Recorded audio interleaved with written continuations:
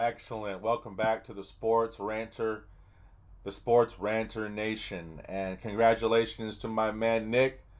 All right, thank you to our other host Jacob, Nick, for joining us here today. But I wouldn't have it any other way. I wouldn't be upset if it were the other way around. If it were my man's, our other co-host Andrew and Jacob, but it would be perfect. If you're hosting a fantasy football podcast, you better be in the championship game, right, Nick? You better be in the championship game, at least one of the guys or whatever. So, anyways, but I don't wanna get bad luck. I don't want to do bad juju. My matchup is still alive.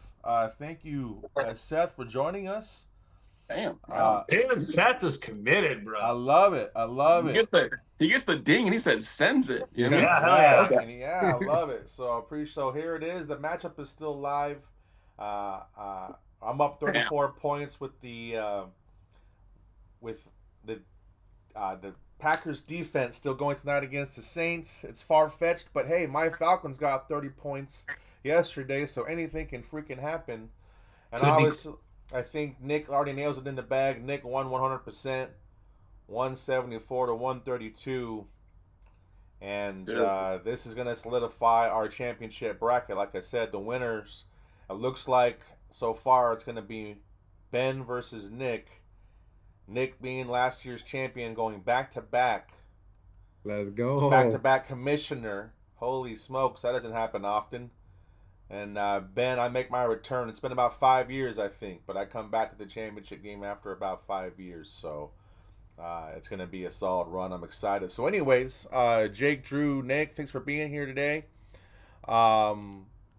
And just for our viewers, it does appear that I will be going to Ben's house on Sunday. Ooh. We will be together, and so we will be watch it. I'm not gonna jinx it, but like Ben Hey, said, can we go? Can we get a live camera?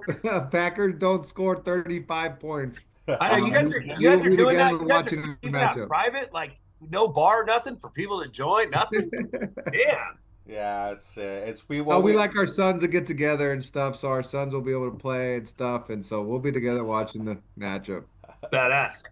So, but anyways, if we want to kind of recap before we got to get into this stuff going on, Seth Jenkins joining us again, like I said, but if we can kind of recap the season and kind of cover what happened. Now they're going into the championship game, and we're just kind of sitting back enjoying the ride, finishing out, and we're going to talk about going forward into the NFL playoffs and all that, but.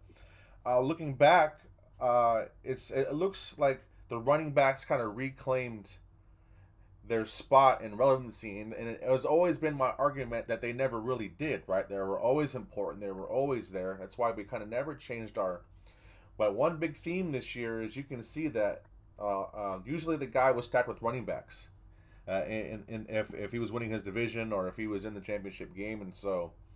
What happened? We talked a little bit about it earlier this season, Jake, about the rule changes or the league did something. They noticed that there's too many 400, 500-yard games, Drew, right? Like, something happened. So, Drew, why don't you go ahead and start us off on what do you think was different this year? Well, I think a lot of it comes down to, as far as running back relevancy, you put three phenomenal running backs with a better improved offensive line. You know, obviously the three main guys that everybody kind of, you know, we all target a lot in this show was Saquon, obviously going to the Eagles, gives himself a, you know, top 3, top 5 offensive line, maybe even higher than that. You get you get Josh Jacobs going to Green Bay, who's about to be playing here shortly, you know, but he's obviously an upgrade on the offensive line side. And then you have Derrick Henry, who, you know, obviously goes to a much better offensive line and a much better quarterback situation where they're not stacking the box up with 8 guys, you know. So put separate those guys aside. You know, you look at Indy and Jonathan Taylor's actually pretty much a full season of decent health. Their offensive line's always been pretty good, you know. Barring quarterback play, Jonathan Taylor, if he's out there, he's going to be relevant, you know, and all it is just a matter of health with him. But he came through for a lot of people this year. And Alvin Kamara, even though obviously, yeah, fantasy playoffs, he killed you, but he basically solely got you there. And a lot of people were out on him. And if you listen to the show early, I told you guys, like, Alvin Kamara is going to be an absolute stud, and he was. And so, you kind of have to have those guys that are going to pull through. Obviously, both guys from Detroit Lions. Yeah, Montgomery, he wasn't relevant for the playoffs, but he got you there. And so it's like these we knew this coming in, that these offensive lines are really stout for these heavy run teams, and they 100% use it. James Cook has those big plays, but he also has Josh Allen that's back there who's going to take a little bit this, that, and the other, but the pressure's off. You know what I mean? Like, the weapon of the quarterback, it normally is counterintuitive it is normally a great asset to the running back. You know what I mean? Like, if you're a mobile quarterback and you're able to have a good running back with that, it just opens up that much more room. You know what I mean? For these running backs to continue to keep plugging and keep going. The ones that are falling off are ones who quarterbacks aren't that great, and it's like everybody knows you're going to try to run. I mean, look at the Niners. They had Chris McCaffrey, who obviously is probably the biggest disappointment of the season this year, but because Brock Purdy and all the other injuries, there really wasn't a straight up great running back. Obviously, health bearing all that, but Jordan Mason was good for a few weeks, but he fell off the tracks too. So it's just teams with good scrambling quarterbacks and dual threat quarterbacks have been great. Look at Brian Robinson Jr. with Jaden Daniels. You know what I mean? Like, these guys have just been great with dual threat quarterbacks. Yeah. So, like I said, it has been an interesting year, but Jake, what do you think, looking back, what has made the difference this year? I think that a lot. You're starting to see. I think this year we started to see, or we continued to see, I guess, whatever. Running backs kind of take the throne in fantasy. I just think it's the inconsistency in quarterback play. It's just, like Jonathan Taylor, for example. Like, I'm looking at his right now. Jonathan Taylor had 5 games in our league, in Nick's league, full point PPR. We're talking about a 3-down workhorse right now. He had 5 games under 12 fantasy points, and then missed 3 games because of an injury. So, like, it was like you had these weeks that you had a few weeks where he won you the week, especially this week, and then a few weeks where it was kind of average, but he had weeks where it was a total bust. I just think, honestly, it's just the inconsistency in the quarterback play in a lot of these teams. I think Drew hit it on the head. The number one thing is always offensive line. You take a guy like Saquon Barkley, and you get to a point where he's on his 4th, 5th year as a Giant, and you're going, is this guy really as good as they said he was coming out of college? And you put him behind a little bit better offensive line, and the guy's going to break Eric Dickerson's record. It's like the offensive line matters. Remember, 2 years ago, Jamal Williams for the Saints had the most touchdowns in the league. They had that killer offensive line, and he was totally fantasy relevant. And so I just think the quarterback play, on a lot of these teams, has a lot to do with it. AJ Brown, for example, like, dude was I think the 3rd or 4th quarterback off the board in a lot of leagues. And the running game and all that stuff. Jalen Hurts didn't want to throw the ball downfield, and he suffered because of that quarterback play. Marvin Harrison's supposed to get all these targets, and Kyler didn't have his kind of year. Tua didn't have a year. Tyreek suffered because of it.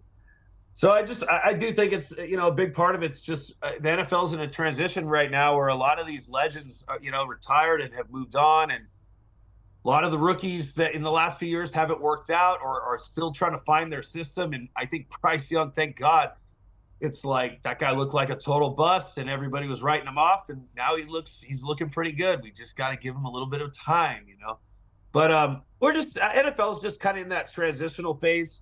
And, I think a good O-line and good running backs. I mean, J.K. Dobbins was so relevant until he got hurt again. But, I mean, this guy, look at how many injuries this guy had. But look at the Chargers, how many first-round picks they got on that O-line. It's like O-line is so big, and I think that's one. I think O-line, offensive line, as far as a fantasy player goes, if you're into fantasy football, if you take your time to look at the offensive lines and on these NFL teams and drafts include that in your draft strategy. It's a big deal. I really do believe it is, because you can have the most talented guy like a Saquon Barkley, and if the offense sucks and the O line's terrible, it don't matter. And Derrick Henry's another one. So as far as why running backs took the throne again, I don't expect it to last. I'm not changing my receiver first strategy next year, especially with all the timeshares and things like that. But I just think a lot of these quarterbacks need to kind of come into their own and get comfortable in the offenses that they're in. Well, let's ask Nick real quick. Nick, before I pass it to you, we got you on film last year drafting Patrick Mahomes, Travis Kelce. Holy shit, something you never really do. Make it the championship game and win. This year, you got the 12th pick, and you do something that everyone's doing. PPR, like, what the hell? 3 straight running backs, whatever, right? And now you look like a genius, right, with those 3 moves, And so, but here you are in back-to-back seasons in this league. You've done you draft different spots. You're in. Is it really that easy to just get in back-to-back? I mean, no, because it took a while for me to get here, but what I try to do in all my drafts, I'm in 6 leagues this year. So one, I will say, like, I draft a lot, so that helps. I'm not gonna lie. If you do one draft, good luck. Like, that's just tough. Right. But when you get a feel for, even when you're playing with different people, you're still gonna get a feel of where people are going, where people are getting drafted. I've said this throughout every single one of my drafts. Value, value, value, value. I don't care. I don't draft by position. I draft by value because mine's all, and we've said this all year, it's all about roster construction. So if you're getting the best value of all your guys, it's going to pay off. You're going to get you're going to get some more depth. You're going to get you're just going to have a deeper team. You're going to have the best value. And I don't see how you can go wrong with that. Is it going to always work out? No, there's no one strategy out there that's going to be like, oh yeah, you do this. Because if there was, we'd do it every year. We'd all win. But you know what I think, back to your question, and I'm going to agree with Jake. It's actually, I think it's not just bad quarterback play. I'm going to kind of go a different angle here. I think it's the amount of money we're paying quarterbacks. So what's happening is we're overpaying mediocre quarterbacks, so they get stuck, right? They're not that good, getting overpaid. So, and or because you have to pay a quarterback so much, you have to go get a rookie quarterback. So we have all these young quarterbacks in the league. I mean, how many one or first or second year starters do we have playing in the league? 8? That's a third of the league. Yeah. More than You know what that. I mean? That's feel like not it's more than that's that. not gonna be good. Yeah. It's just not gonna be good for passing because you're paying Deshaun Watson and Cousins. Russell Kirk Wilson. Cousins and Tua Deshaun and Watson. Deshaun Watson, Russell. You're paying all these guys a boatload of money that, yes, maybe football players, like, it's okay, their team's desperate and needs it, but they're not Drew Brees. They're not Peyton Manning. They're not, Tom Brady. They're not these guys worth the money. So therefore, that passing game is not what it is in the league anymore, because you either overpaying a guy or you got all these young guys in the league. So it's just, I don't know. I think it's gonna stick around a lot longer. I kind of disagree with Jake. I think it's gonna last longer than I think. I think the league did make a little change with PI. I don't see Yes. as many PI calls as often and all that stuff. Obviously, that drastically helps out the passing game, just keep drives alive and stuff. So, yeah, a combination of the quarterback play with, less flags, which I think, to be honest, other than, like Jake says, other than the one thing that can't get past is the roughing the passer. They still haven't fixed that. But other than that, I would say this year was more enjoyable to watch in Oh, yeah. general than these few past years where it's just you got 5,000 yard passers and they're just going all over the place, and there's holding and PI went way down this Way year down. with flags. 100%.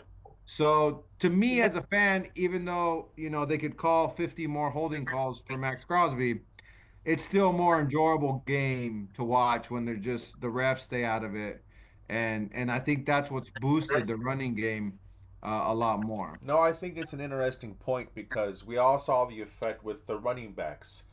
They're paying these running backs too much money, and the NFL find a way to kind of get out of that. They're in that right now, in a sense. But if you during that time you saw the quarterbacks were getting paid way too much money, man. Like this whole stretching of the free agency market, the fact that you're a franchise quarterback now, like these contracts were getting ridiculous for guys that weren't good, and so I think you're right. The league is trying to avoid that now, like paying these guys, a bunch of money that don't even give me something worth watching on Sunday, and so It's gonna be go ahead. it's gonna be really interesting to see, like this off season. I know there's a few guys. I mean, obviously Brock Purdy is a Niner fan. I'm very intrigued on what's going to happen with that situation because all the reports from Tom Pelissero and this, that, and the other are saying Brock Purdy wants $60 million.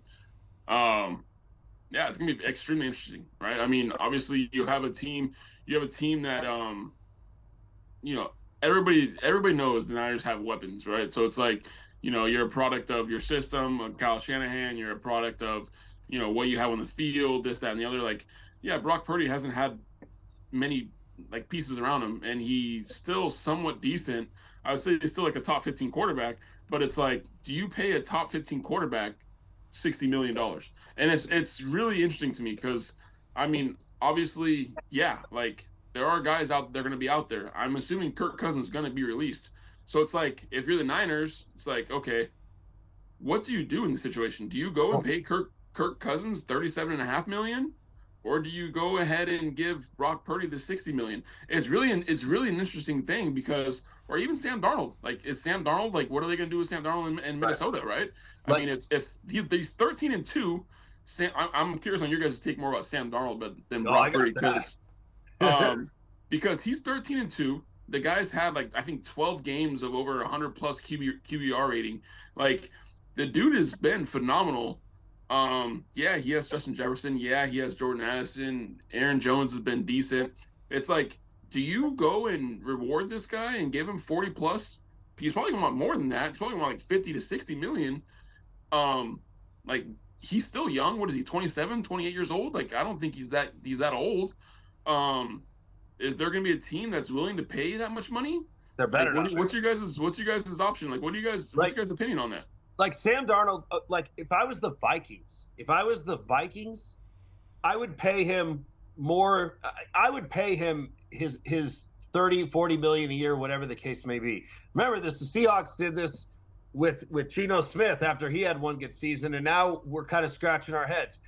Sam Darnold has had two teams in a lot of years to prove what he is, and he is not on the elite level that some of these guys that are making 40 million a year are worth. Sam Darnold is an average quarterback, just like Jared Goff, that fell into a team that had a team built around him that they were able to coach and say, hey, we don't need you to go out and do anything special. We just need you to not lose games for us. It's the same thing as with Jared Goff. So if I'm a general manager in the right situation, the Vikings got lucky because they were able to get Sam Darnold cheap for a one-year thing as a backup quarterback. But am I going to be a team like, the Jets? Like, it talks about him going back to the Jets and say, oh, well, now you're worth $40 million. Come back. Let's see what you got. Absolutely not. It's not the right system for him. It's not the right skill set. Sam Darnold needs time to sit back there. Sam Darnold, I mean, if you've actually, like, they're not on the TV where we're watching the game every week. I watch a lot of Red Zone, so we only see the highlights. But see games, too, where Sam Darnold has looked awful. But he's got Justin Jefferson. He's got a good receiving core around him. He's got an offense that can, offensive coordinator that can design a run game around. It fits Sam Darnold well. It's the same thing as Jared Goff. Jared Goff can go out and throw 5 interceptions and their team still win a game, like a few weeks ago. So, no, it's not. And Kirk Cousins, I don't know. If you're the Falcons, you feel like, hey, I got this team around. We got a good defense. We got all these weapons on offense. unfortunately, the Achilles injury, I'm not ready to put Kirk Cousins in that like busted contract. I mean, it was stupid for them to sign him to that much money after an Achilles injury. But Sure. had he not had that injury, I think he probably would have been worth it. I think it would have been the same situation that Jared Goff's in, where he's good enough to take that team and get them very far into the postseason, whereas he wouldn't be good enough to go put on the Jacksonville Jaguars or something like that. So, yeah, the quarterback situation, it's like, yeah, there are quarterbacks that are going to, like Sam Darnold or whoever, that hit free agency. To a few select teams in the right situation, they may be worth that much. But for the most part, no, Sam Darnold did not become a franchise rebuilding guy over, one season. He's just in a good situation. I just the thing with, I just don't understand, like, why you can't pay the player and not the position. I know I've heard that on TV. I forget who says it, and I completely agree. Pay the player, not the position, and you're gonna set your team up for success. I don't know why. I don't know if it's the argument with the agents. Like I said, we're not in those talks. But like with Brock Purdy, what's wrong with 45 million a year? Like, I don't understand. What is wrong with that? Pay him 45 million a year. That's fine. He's done good. He's taking you to the Super Bowl, blah, blah, whatever. Cool. You deserve something. I get it. Don't cheap him. It's not 25, 20. Like, okay, cool. We get the market gradually increases every year. That's fine. A little bit. You don't need to pay Dak Prescott 60. You just don't. You don't need to pay Brock Purdy 60. Don't pay the position. Pay the player. Yeah, but Nick, if you're a quarterback, if you're Dak or you're Brock Purdy, and the Niners come to you and they say, hey, you got us to the Super Bowl, blah, blah, blah. You had a little bit of a down year. We'll give you $45 million a year. And your agent goes, dude, they're shortchanging you. Jacksonville right out there, they'll pay you $60 million a year right now. $15 million more. $15 million more. It's what's ruining the market. And we talked about it's these teams that are willing to pay these average players these stupid contracts. Because if then you're Brock Purdy, you're going, fuck, $15 million or more a year. Like, I understand that, but it's got to start somewhere, and it started coming back. So same thing with Deshaun Watson got the fully guaranteed. So these other quarterbacks, they started negotiating that, and then other teams got smart, like, no, we're not giving you that. Right. Like, Dak Prescott asked for that. Other guys asked for that, and teams finally fought back and said, no, that's dumb. That's not good. That's not good for our team. So what I'm saying is someone needs to start that trend. Like, say if I'm the Niners and he wants 60, here's 48. Take it or leave it type of thing. Yeah. But and then if he doesn't, unfortunately, first of all, you got him for one more year. So if he wants to hold out and do his, that's fine. It ends up working out. Very few cases. Like I said, I'm not going by the player. I'm looking at my team, right? Right. Player wise, go get your money, get as paid as high as you want. I get what agents do. I get what players do. That is fine. I'm looking at this from an organization standpoint. Right. If you got to let him walk, and most of the time, it's worse for the player. But as long as there's that one sucker franchise like the Browns to give somebody like Deshaun Watson that money, players are always going to try it.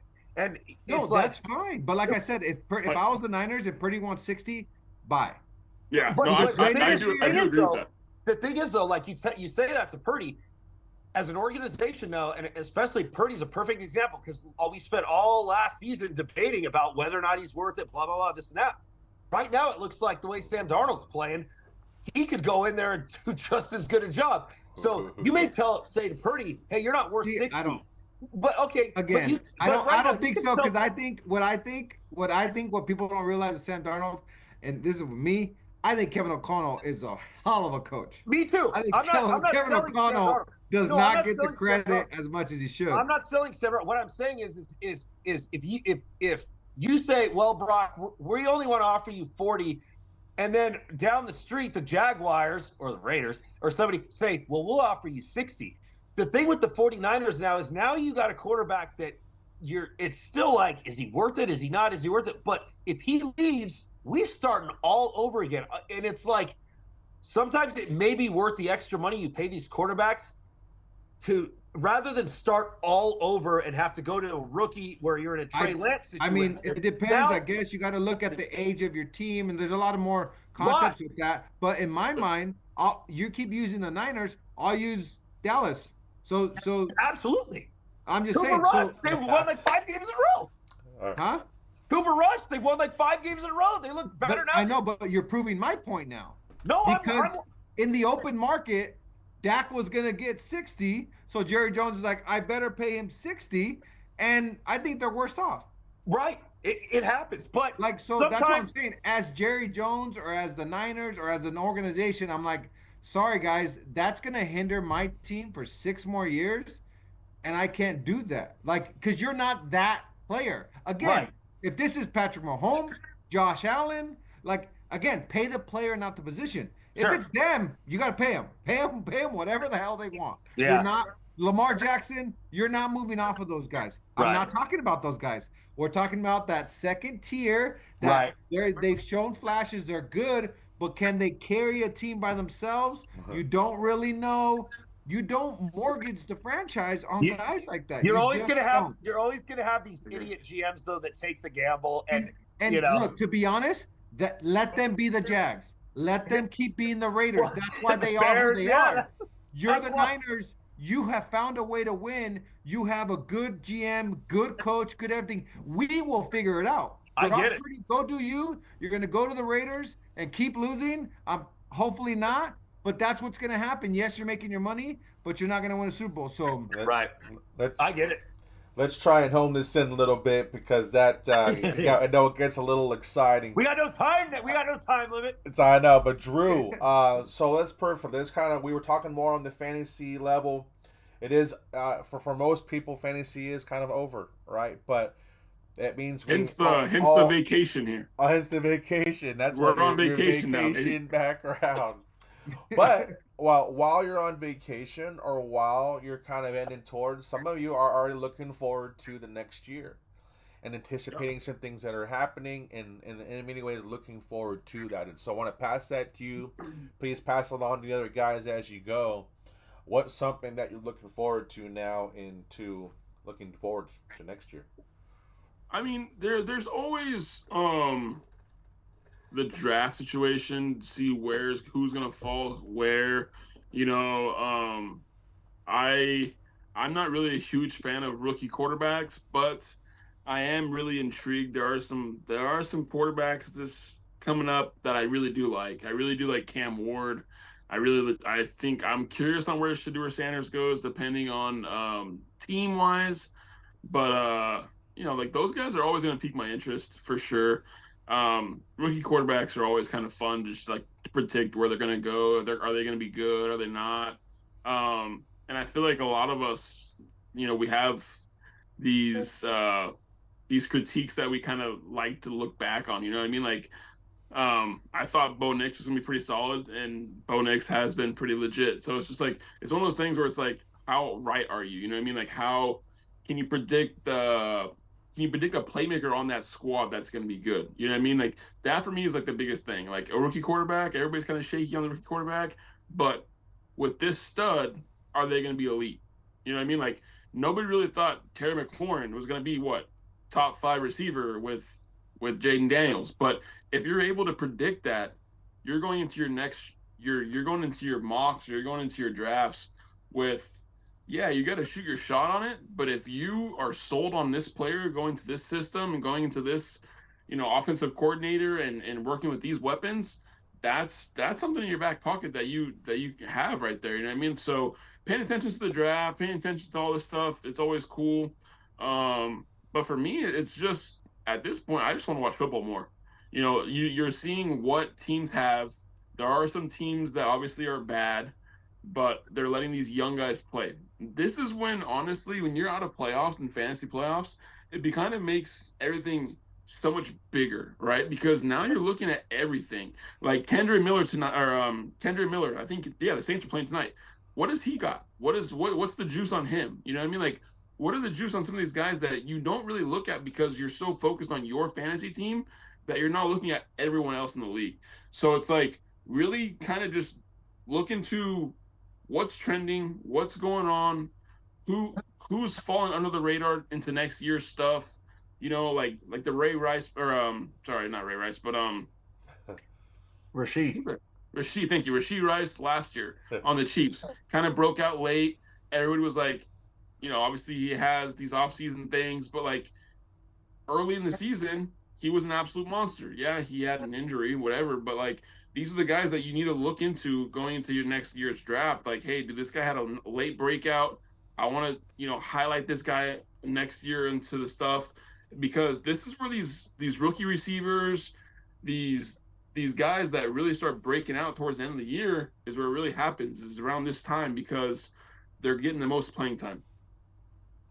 Fantastic. Jacob, what is it that you are anticipating next year for fantasy football already? Well, like you said, like it is nice now. I've been championships in one league, but it's not one of my leagues that I'm super emotionally invested in. But it is kind of nice to like just breathe and watch the games just for the games, especially around this time of year, the holidays where there's time off and it's like they got football. It seems like every week. It's a lot of fun. But yeah, the first thing I kind of look at is like what rookies look like they have that potential, or some of the second-rate players, the guys that we got like in this 7th, 8th, 9th round, like what made like Jackson Smith and Jigba, was it real? Was it a few boom games? Perfect one that I dealt with all year, like Jackson Smith and Jigba and Jameson Williams, like. Those guys are, fairly close, like as far as rankings and stuff. But like, why certain players in the spot where they're in their rankings, like why are they there?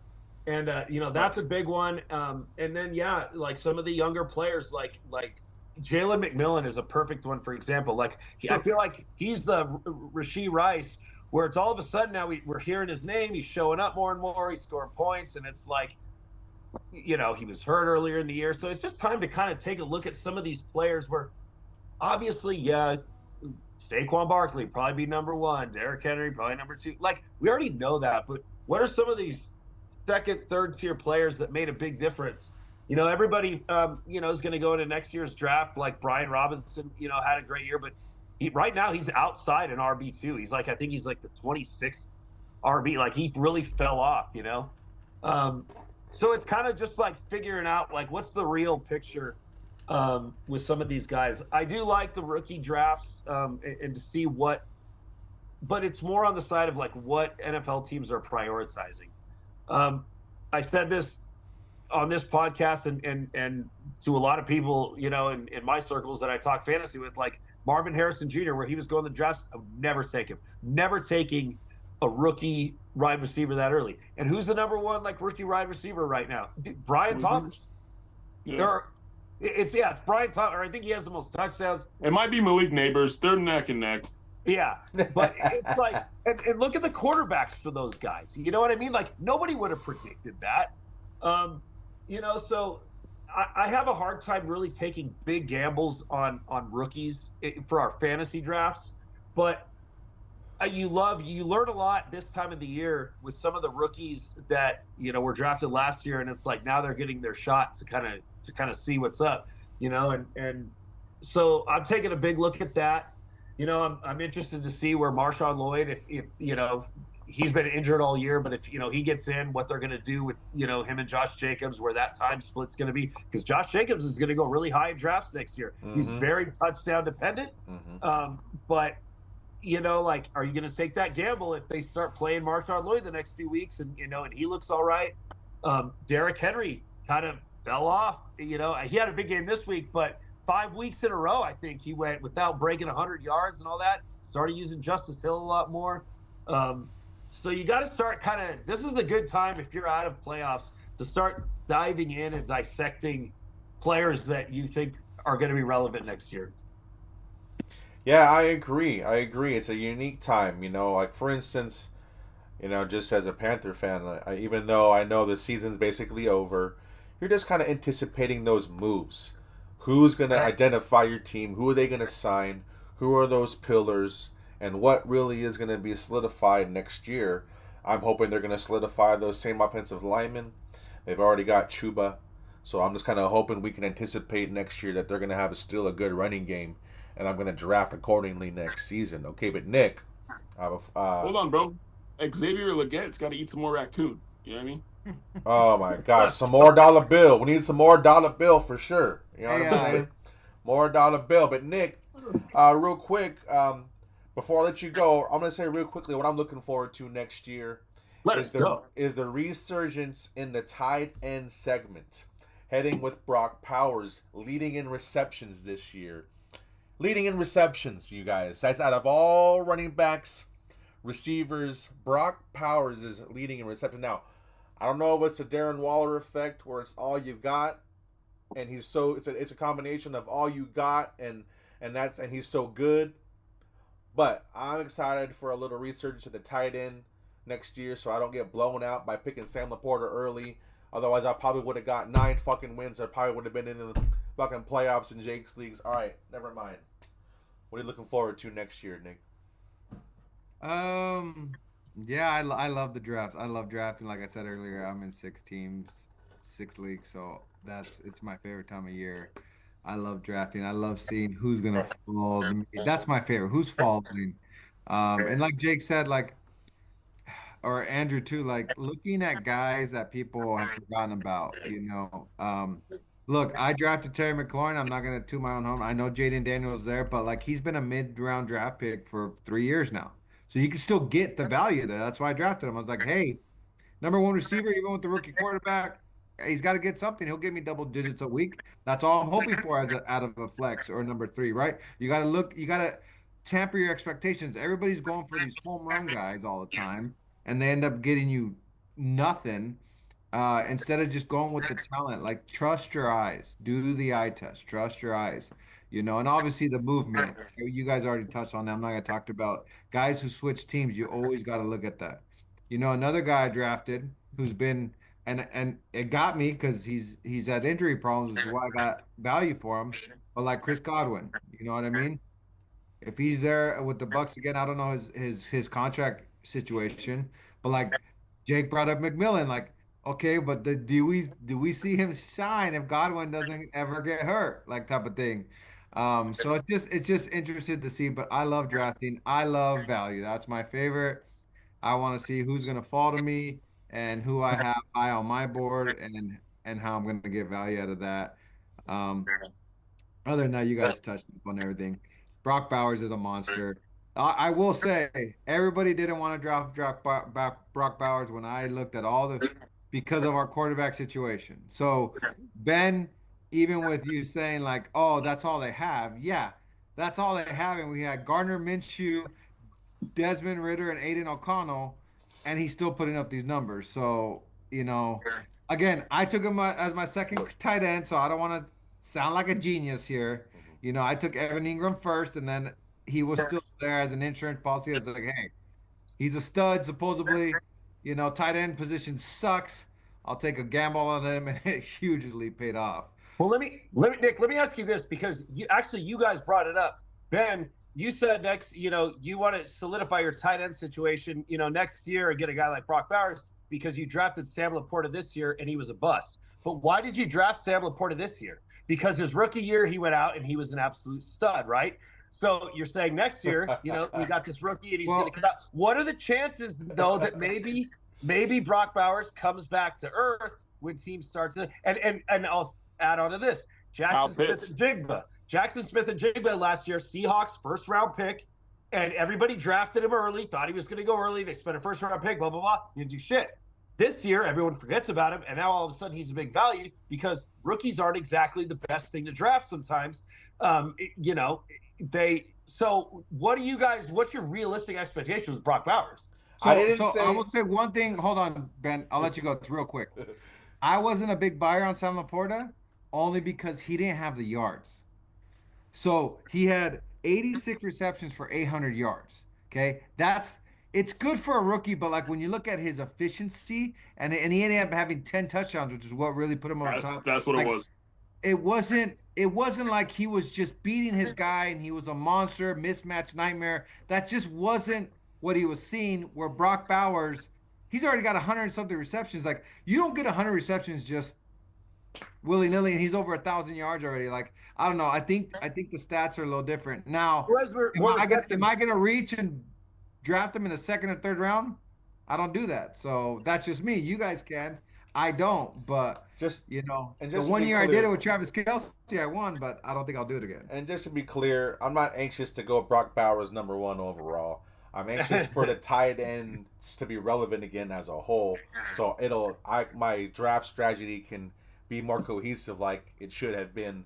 It does Anyways. seem though, Ben, you're right. It does seem though that it does seem like we're getting to closer to 10 legit starting tight ends to where like a Yeah. couple years ago you had like four. Yeah. And if you didn't have the top four guys, you were screwed.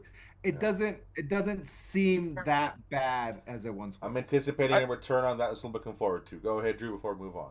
Two things. Well, just to touch up on your yards thing, Nick. I mean, I'm not saying Brock Bowers is going to slump. Is he going to get? Is he going to be overvalued? 100%. Yeah. There's definitely somebody that's going to take him a little bit too early. Just like somebody took Sam Laporta too early. Look at Kyle Pitts' rookie year, right? He had 1,000 yards. Obviously he had a lot of boomer plays. I feel like obviously PPR wise, I think Brock Bowers is a good fit for a tight end for sure because he does get those targets. But also with that said, there's going to be a lot of uncertainty going into next year, right? There's probably going to be a new quarterback for sure. You assume that Raiders are going to take a new quarterback. Is that quarterback going to be in the same cohesiveness with Brock Bowers? There's a lot of gambles that you're going to have to take with that. But the one thing that we were talking about as far as taking like a look into the broad picture, right? Everybody said the first week of the season, what happened? Isaiah Likely, monster game. Mark Andrews fell off. Mark Andrews sucks, right? The last 5 out of 6 weeks, Mark Andrews has a touchdown and he's being completely forgotten about. That's something I should have bet Jake. I should have bet Jake. He's completely forgotten about right now. Nobody thinks about Mark Andrews as a legitimate tight end going into next draft. That's somebody that you should be on your board highlighted because this guy consistently, year in, year out, he produces. And yeah, he might have a few bad games, but guess what? Tight end position as a whole sucks. There's always going to be people that are going to have bad games. But if you can find a touchdown-dependent tight end who is consistently year in, year out, a monster like Mark Andrews, you're going to be able to get him next year in the 8th, 9th round. I almost guarantee it. And he's going to be a complete steal, and he's going to be forgotten about. Same thing with George Kittle this year. Everybody's like, he's not going to do it again, this, that, and the other. George Kittle, once again, year in, year out, he's consistent. Yeah, perfect. Look at the facts. Perfect examples. Fantastic. Well, a good way to close out the segment of what we're looking forward to next year is I'm looking forward to season 4 of the Sports Ranters. All right, because part reason ESPN ranked me at the beginning of our draft that we all love. ESPN ranked me 11th, like I was dog shit fucking team, right? But like Nick was saying, going into your draft, going into your vision and your likes, it all comes into fruition later in, and I'm so happy to represent the Sports Ranters, Nick, back to back into our championship game.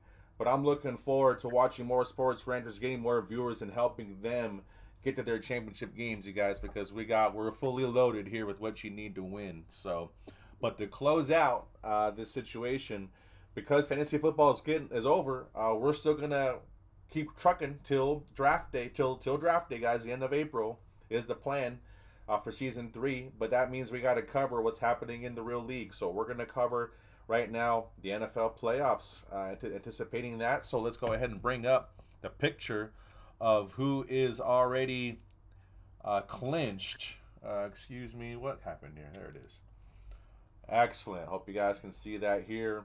So already in the AFC, Chiefs, Bills, Steelers, Texans, Ravens, already clinched. Okay, with Lions, Eagles, Vikings in the NFC. Okay, in the bubble, in the hunt in the AFC, Chargers and Broncos still, with Rams, Falcons, Packers, and the Commanders. I don't know if Nick, start this off. Is there anybody in the bubble that you think still might have a chance? It's going to take out people that are still in the hunt. What do you think? In the NFC, I think it's obvious. I think the Bucks will be in the playoffs. Their last 2 games are against nobody. They're gonna win that division over the Falcons. I don't know. Will Penix can get the job done to get them in, but I think the Bucks are a better team. Sucks that they lost last night. They really needed that against Dallas, but the Bucks and I don't know about in the AFC. I mean, what are they? How many games are they behind? 9-6. They're only one. No, they're 2 games back, right? So yeah, they need kind of a miracle unless the Broncos fade out here. The Chargers have. I know they have at least one game against the Raiders left, assuming they're gonna beat us, unless we want to just spoil their season at the end of the year. So I think they got at least one more win, which will get them in. So if there is a team I trust a little more, it would be the Dolphins, just because of their offense. Um, I don't trust Richardson at all. So maybe the Dolphins, but I mean, 2 games with 2 to go, you're asking for a lot there. So I think we said this like 6 weeks ago, to be honest, and go back to our show. We said the AFC is pretty locked in. I remember talking about, we're like, yeah, those are the teams that are gonna make it. And maybe we thought, I think we said maybe the Broncos. I think I said that the Broncos would fall out and one other team would go in. But the top six were like, yeah, they're making it. Like that's Yeah. not going anywhere. So that kind of held true. And then in the AFC, NFC was the one that was more of a toss-up, and it's still there. The Rams are there, and the Niners fell off, so that puts a new team in, and Falcons still got a chance, and Buccaneers, and so the NFC is much more interesting since day one. The AFC's been a little more um, what's it called, predictable. Wow. So Jake, so going on that, let's cover the AFC real quick, Jake. Which team do you think are the last to squeak in right off the bat? Man, so just looking at it, I mean, for me, it's Denver. Like, Wow. yeah, especially like if Denver does, I know they're probably not going to get a home game or anything like that, but to me, Denver's the one where it's just, defense have been playing solid. Like, if we right now, if the Chargers had to play Denver, for the last part of the playoffs today, like I'm still picking Denver. Indy doesn't have it. I don't think Anthony Richardson. If you commit to stopping the run and make Anthony Richardson throw, it's kind of over. Cincinnati is just any kind of run game. I think that you're going to run all over Joe Burrow and them. And Miami Hey, looks real quick, Jake, I will say Denver plays the Bengals and the Chiefs. So that's why if there's one team that's going to drop out, the Chargers play us, and I forget who else, but I mean, it's much easier. So that's the only reason why. So See, I don't know if that kind of changes your. They got to play the Bengals. If they lose to the Bengals, it's going to get really tight. See, I feel like I don't, I'm not sure where that game's at, but I feel like Denver, like Cincinnati. I'm taking Denver over the Bengals. Like I'll take Denver over the Bengals, and then I think if they're playing the Chiefs in the last week, I think if Chiefs locked up home field advantage, they're resting people. So No, you're right. You're right. That's a good point. and if honestly, like if I say Buffalo, say my team Buffalo, say they had to play one of the two teams, the Bengals or the Broncos in the playoffs, I want them to play the Bengals. I feel like Denver is a team that's more ready to upset somebody in the playoffs. They're just kind of a more complete team. I mean, you saw fucking Jerome Ford just run all over Cincinnati. So yeah, for me, that's my pick is the Denver Broncos. I think if they get in, they could be trouble. It's funny, like, and then you didn't ask me about the NFC, so keep going. Yeah, it's okay. Drew, Yeah. who do you think is going to be those last teams to squeak in the NFC? On the NFC, okay, I was gonna say AFC wise, I think it would be the Dolphins, because they are playing against the Browns and the Jets, and I think if there's, I tend to lean offensive mind wise, like I think it's still an offensive league, and I know obviously, it's been down this year, but I think Mike McDaniel is an elite coach still, and I think with Tua and all those guys, they can still get it rolling. I think Dolphins would be my team to pick if I'm picking that 7th seed. With the NFC, it's Ben, if you don't mind going to that, there we go. I got you. No. Like Ben said, or sorry, like Nick said, I think the Bucks can potentially get in over the Falcons. But I mean, we got to shout out to we haven't talked about it. Mainstream media hasn't talked about it enough. We mentioned a little bit of the Vikings, dude, but the Vikings this year have been absolutely stout. And shout out to San Diego State quarterback Kevin O'Connell, bro. I mean, the guy just does it, you know. And anybody out of that McVay, Shanahan style scheme, it just seems like there's just instant success right away. Even looking at the Texans with what they're doing over there, you know, it's just been, you know, obviously I don't see any like I don't see the Texans really being a relevant team as far as like playoff wise goes, but they won their division right away, and you got to shout out to that. D'Amico Ryans has done pretty well over there in the last 2 years. But if there's a team that's going to be, for me, if there's a team that's a spoiler team going into this playoffs that I wouldn't want to touch, that I'd be kind of nervous to play, it's Washington, bro. I think the Washington Commanders are a team that are just gritty, that kind of find a way to win the game. I think Jaden Daniels is proven himself. I think the run game's decent enough. I think the offensive side of the ball is pretty good. I think with what they have on the defense with Sweat and over there, and I think they're a team that I would be a little bit nervous to play. Like they could play spoiler to like a number 2 seed going into that wild card weekend. You know, the Eagles, I like them, but it's a week to week thing with them, dude. There's so many injuries. There's so much. But they've already clinched. Yeah, I know. They've won like 11 weeks in a row. I know. I get it, dude. I understand this team is winning, but if there is a team that is just like, I don't believe in them, it's the Eagles. I don't believe in the Eagles. I like Saquon. I think Sirianni, dude. There's so much miscommunication in that locker room, and like it's a week to week thing where I feel like it's just always some sort of distraction going on. I don't know. I know Seth's probably watching like, oh, the Eagles are fine, this, that, and the other. But it's like, bro, the Eagles are a dysfunctional team, and I don't know if they're going to get out of the first round. I feel like I trust them the most. I want to defend the Eagles, yeah, because actually, and it's funny, watching the game yesterday, like, you know, obviously I've had A.J. Brown, like, in my league, and I've been watching. Saquon Barkley, bro. He's the only person on that team that's decent. Right? No, hold on. Once Jalen Hurts got hurt and went out, all of a sudden now, Kenny Pickett throwing the ball all over the place to A.J. Brown. Like, I don't know why Jalen Hurts is afraid to throw the ball to A.J. Brown downfield. But if Saquon is able to run the ball like he's been running, absolutely the Eagles are the favorite, hands down, for the NFC. But if some team decides to come out and stop Saquon, you have to be able to throw the ball to your best player, you know, in the passing game, which is A.J. Brown. Jalen Hurts hasn't been able to do that. Kenny Pickett proved yesterday A.J. Brown can play. Like, he has a right to be mad. They have not included him in the offense. They need to figure out how to get A.J. Brown involved in the offense at the same time that Saquon is tearing it up. Because playoffs, it just takes one game, one team to come out and stop the run, and your quarterback now has to still have that connection, which Jalen Hurts doesn't seem to have. I completely agree with you, Jake. Completely agree with you. But the problem is, the only team that could possibly do that in NFC is the Vikings. Tell me what defense there is stopping Saquon. Now, the Lions ain't. Well, Scroll down. You know what? Scroll down. The Lions ain't. The Rams ain't. The Falcons ain't. The Packers ain't. Maybe. Commanders ain't. Hold on. The Packers can give him a good run. The Packers can give him a good run. Right here, Saquon. All right, here we go. Hold on. Give me a sec. Hold on. Give me a sec.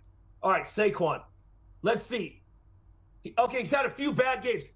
What his second worst game, Saquon this year, Dallas. The easiest team to run the ball on this year. No. Dallas figured it out. Division game, and they probably just passed all over him that game. Cleveland Brown. What I'm saying is, okay, well, hold on. Dallas, 14 attempts he had. That's not just nothing. That's nothing. What are you talking about? That's not hard. He's barely getting going. Give him 7 more carries, he would have got a $120 and a touchdown. No. I'm telling you. You figure it out. You figure out how to slow down the run, and you make Jalen Hurts have to pass the ball.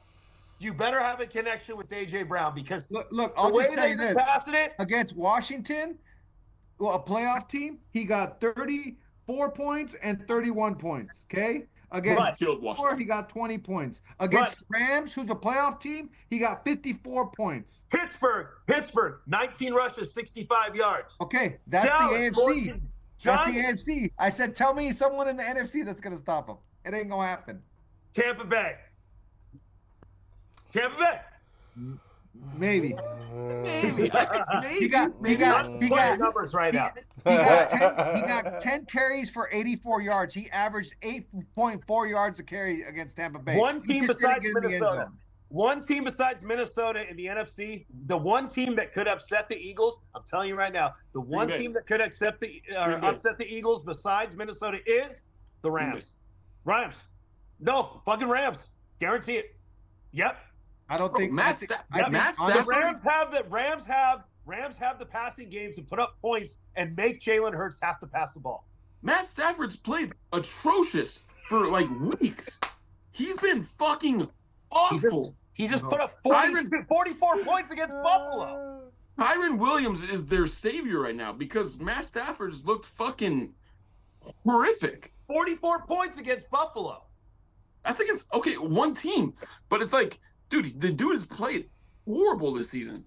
I get it. He has hold on. Jake, you're really pissing Seth off right now. I don't know if you see, okay, like him off. you know, the Eagles already played the Rams and beat them 37-20. The Rams could not stop the Eagles, not one bit. An upset. I'm talking one team. If they sneak in, one team that could pull off an upset. I think the Rams. They have the passing game. They have the running back. They have the weapons. I'm not saying it's going to happen. I'm saying they have. I know, Jake. I know, Jake. But with that argument, I could pick any game and say they have a chance. Like that's just that's what I'm saying is the analysis of it. We don't agree with the analysis of it because I can go down any of these playoff lists and say, oh, well, I think the Bucks could upset the Lions. Well, yeah, technically yes, but no analysis isn't there. The analysis for that game, there's no reason. They scored 37 points the last time they played. They'll probably put up 40 the next time. The Rams cannot stop the Eagles, not one bit. They will have the ball for 35 minutes of that game. Right. And it will be another blowout just like the first time they played. But the Rams can also keep up with points, is what I'm saying. Bucks couldn't do that. The Rams can keep up with the points. I'm not saying if they were playing tomorrow, I would pick the Eagles all day. I'm talking about a dark horse in the playoffs, sneaks in. The Rams can go in and put up enough points. They have the potential on their offense to put up enough points. They have the I'll receivers. give you that. They have They're the running darkest backs. horse I've ever seen, but I'll give you that. They just beat Buffalo. That's right. They just beat them. Well, thank God for the NFC. That way we do have something interesting to talk about the next 2 weeks and the scenarios and who might win. I do think it's interesting, and even out of the teams that have clinched, I mean, like the Lions, what if they play the Commanders right now? Like, who would win that game? You know, the way two teams are playing, it makes me think, you know, anything can happen. Anything can happen. I agree with Jake, you know, to kind of defend Jake a little bit. Anything can happen with the way these teams are going with the NFC. The Lions at home are an absolute dangerous team. If the Lions go on the road, if the Lions are the number 2 seed and they have to play against the number 1 seed, like, I'm sorry, they might lose that game because it's just that at home factor, whatever it is with the Lions at home, dude, they are an absolute monster of a team. Well, and they need it more. They need it more than ever because of their injuries too. So and I was just gonna touch on that. You can't trust their injuries. Their injuries have been like devastating. Is Jahmyr Gibbs ready to go into that full-on role? And it's just like it's interesting to see with the Lions because, like you said, they have some injuries. Are they able to get over the hump when it really matters? You know, is Jared Goff really going to take that next step into, you know, stardom as quarterback? You know what I mean? I think you're going to have to see it because, you know, Jahmyr Gibbs is good, but is he ready for a full workload? Can he be that full workload guy? I don't know. You know, so I think Jared Goff is really going to be having some pressure on him in the playoffs when it comes. Well, we have 2 weeks left. I think what's interesting is the NFC South, you know, with the whole quarterback change and the division still being wide open.